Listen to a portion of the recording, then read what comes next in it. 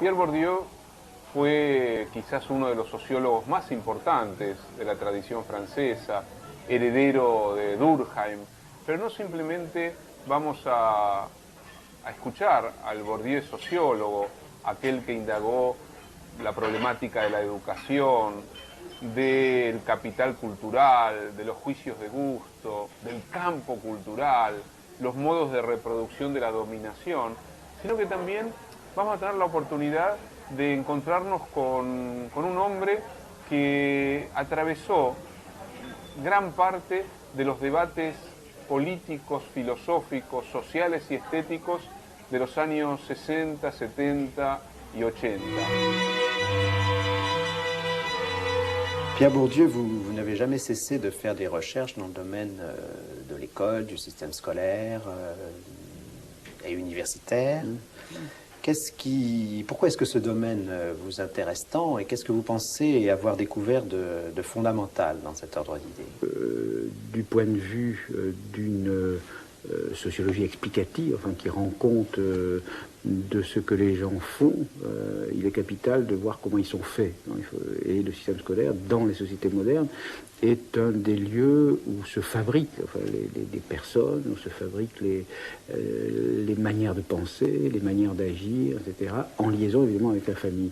Donc il n'est pas possible d'étudier sérieusement le monde social, les fonctionnements du monde social, sans étudier cette institution où les gens se fabriquent et où se fabriquent aussi les différences sociales labellisées, légitimes. C'est-à-dire, c'est là que se fabriquent les titres scolaires qui sont en même temps très souvent des titres professionnels, qui sont des titres donnant droit à profession, etc. Donc c'est très important. Et d'autre part, le système scolaire est de plus en plus, dans la société moderne, un des lieux où se reproduisent les structures sociales.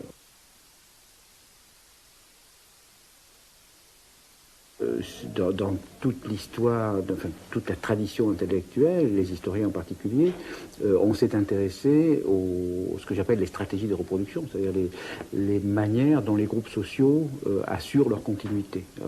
L'exemple par excellence étant les stratégies successorales, mais il y a aussi les stratégies matrimoniales, comment on se marie, le mariage étant une manière de se reproduire biologiquement, mais aussi de reproduire les homogénéités, les différences sociales, etc. Voilà. Donc le système scolaire est tout à fait central pour comprendre les sociétés modernes. Oui. Est-ce que le sociologue n'est pas contraint à partir quand même d'un fait massif et patent qui est l'inégalité des chances oui, enfin, à l'intérieur du système? Oui, c'est intéressant.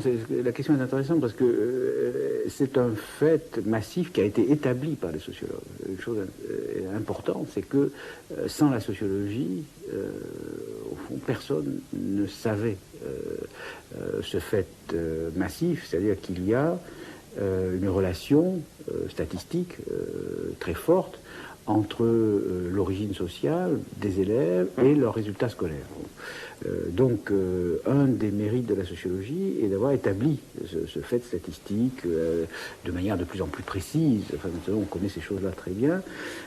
Bon, alors, ce fait étant établi, comme tous les faits scientifiques, enfin, bon, il ne s'agit pas simplement de l'enregistrer. Il faut savoir ce que cela veut dire, d'une part, et comment ça s'explique. Bon, donc, moi, l'essentiel de mon travail a été de chercher un système explicatif capable de rendre compte de ce fait. Alors, par exemple, pour aller très vite, mais on observe que les inégalités de réussite scolaire ne sont pas expliquées complètement à partir des inégalités économiques. Donc il a fallu inventer une notion que j'ai appelée capital culturel, c'est-à-dire l'idée que nous héritons de notre famille pas seulement des moyens matériels, mais nous héritons des instruments de connaissance, d'expression, des savoir-faire, des savoirs, des techniques des manières de travailler, par exemple, c'est-à-dire des tas de choses qui sont transmises inconsciemment par la famille et qui contribuent énormément à la réussite scolaire. D'autant plus que le système scolaire les exige souvent sans les donner. Alors là, je prends un exemple simple, qui est celui des techniques de travail, par exemple. Je pense que un des avantages majeurs des enfants des catégories intellectuelles, par exemple, outre le fait qu'ils entendent dans leur famille un langage qui est assez proche de celui qui se parle à l'école et que l'école exige, outre le fait qu'ils ont une attitude de rapport à la culture, des intéressés, etc., très proche de ce que l'école demande, il y a le fait qu'ils reçoivent de leur famille des indications, pour ne pas dire des incitations, concernant la manière de travailler, la manière d'organiser le travail dans le temps. Oh, laisse tomber ça, fais plutôt ça maintenant. Alors là, tu ferais mieux d'aller jouer au foot, tu es trop fatigué. Ou bien fais d'abord ça, puis fera ça après, etc. Bon, ces choses-là qui sont apparemment très peu de choses, presque rien, en fait, me semble-t-il, sont parmi les facteurs de différenciation décisifs. C'est l'art de travailler. Or, le système scolaire donne ça très peu, pour des tas de raisons, parce qu'il n'y a pas le temps, etc., mais aussi parce que... par méconnaissance. Par méconnaissance, parce que la plupart des professeurs n'ont pas conscience que c'est ce qui manque. Donc on en vient à exiger l'école elle-même en vient à exiger du non scolaire. Voilà. Alors c'est bon, un des paradoxes extraordinaires. Bon, j'avais signalé ça dans le premier livre que j'avais consacré à l'éducation. C'est cette annotation marginale qui est monstrueuse quand on y pense. Un professeur écrivant dans une marge scolaire. Scolaire, évidemment, étant péjoratif. Bon, ça veut dire que le système scolaire ne reconnaît pas valeur à ce que le système scolaire transmet. Il demande autre chose.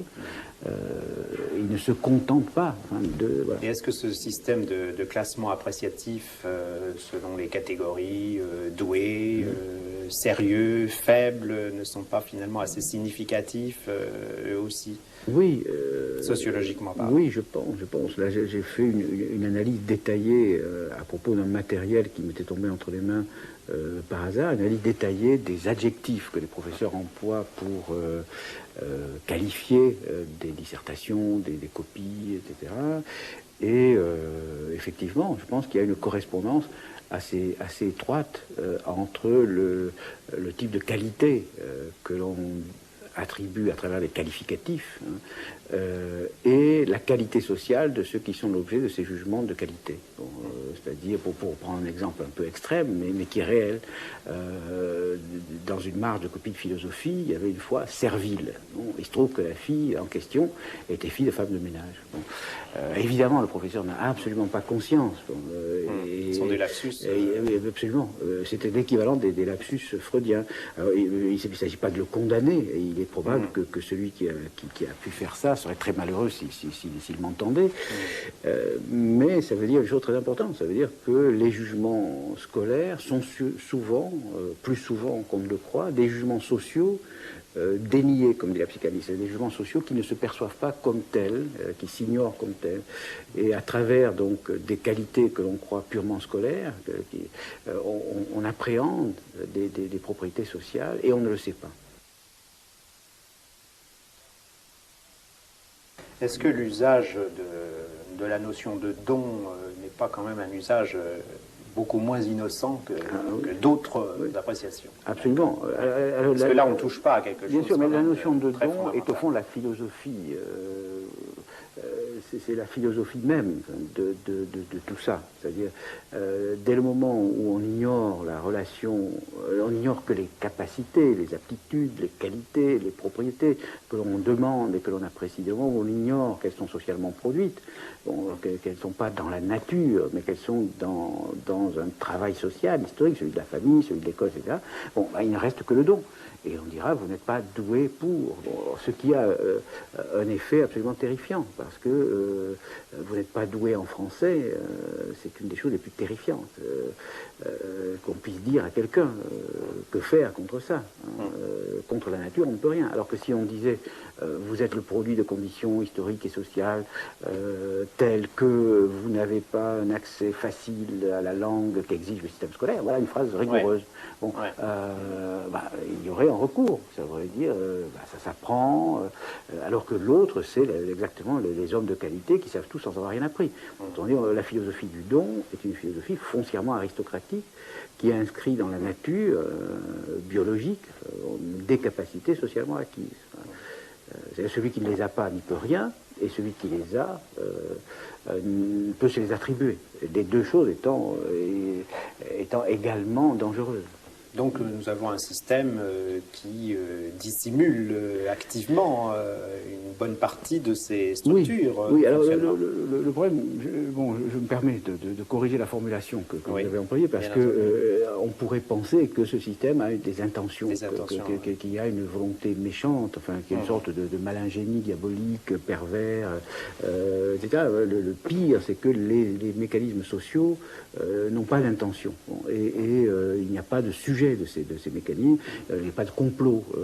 Alors malheureusement, une des lectures mauvaises de la sociologie consiste à transformer l'analyse de mécanismes en analyse de volonté. Et on dira, c'est la classe dominante qui domine, qui élimine. Enfin, il y a des écrits même de sociologues que je critique, qui disent l'école élimine. C'est pas vrai. C'est la logique du fonctionnement de mécanismes extrêmement compliqués, parmi lesquels il y a l'inconscient de ces mécanismes, aboutit au fait qu'un certain type d'enfant, par au hasard, est plus éliminé que d'autres. Donc il faut à la fois dire la chose et éviter de tomber dans cette philosophie, sinon on s'en prend à des adversaires apparents.